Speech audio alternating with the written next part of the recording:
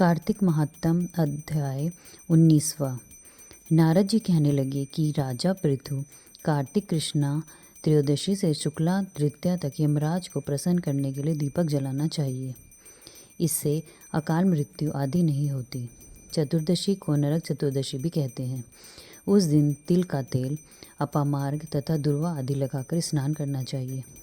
स्नान के पश्चात दक्षिण की ओर मुख करके अपसर्व होकर जल में तिल मिलाएं और 3-3 अंजुलि से यमाय, धर्मराजाय, मित्रवे, अंतकाय, कालाय, सर्वभूतशाय, ओदुबराय, दुर्ध्या, चित्राय, चित्रगुप्ताय इन मंत्रों द्वारा यमराज का तर्पण करें। फिर सायकाल ब्रह्मा, विष्णु, शिव, दुर्गा के मंदिरों अथवा वृक्ष, सभा, गौशाला, नदी, बगीचा, तालाब, कुआं, बावड़ी, गली, खेत, शमशान आदि पर दीपक जलाएं।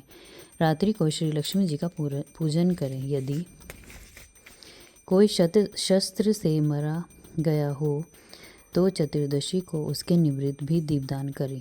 इससे अक्षय फल प्राप्त होता है। और फिर कन्या, ब्रह्मचारी तथा तपस्विनी को भोजन कराएं। इससे यमपुरी को न जाकर शिवलोक की प्राप्ति होती है। इसी प्रकार अमावस्या को भी स्नान आदि करके पितरों का पूजन व श्राद्ध करके भोजन करें। सायकाल घर, तुलसी के स्थान, देवी स्थान आदि में दीप जलाएं। शमशान, नदी, पर्वत, चौरास्ता तथा गौशाला में दीपक जलाएं। फिर लक्ष्मी जी की स्तुति करके उनको जलाएं। जिस प्रकार पतिव्रता स्त्री अपने पति से पहले जागती है, उसी प्रकार लक्ष्मी जी भी भगवान से 12 दिन पहले जागती रहती है। अमावस्या को दिन में बालक, वृद्ध तथा रोगियों को छोड़कर अन्य कोई भोजन न करे।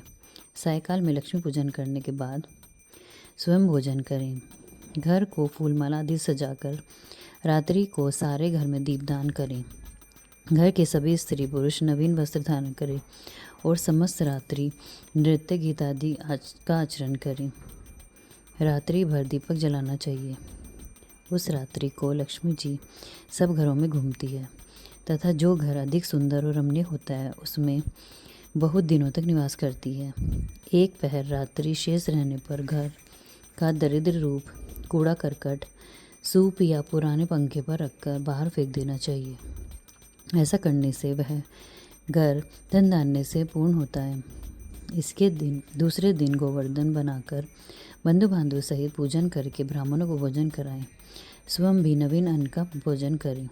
भगवान श्री कृष्ण ने इंद्र का मान मर्दन करके गोवर्धन पर्वत का पूजन इसी दिन किया था।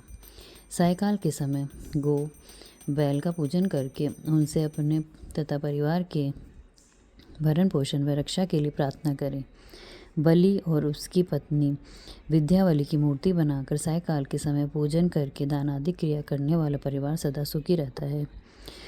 बोल विष्णु भगवान की जय। बोल श्री कृष्ण की जय। बोल तुलसी मैया की जय।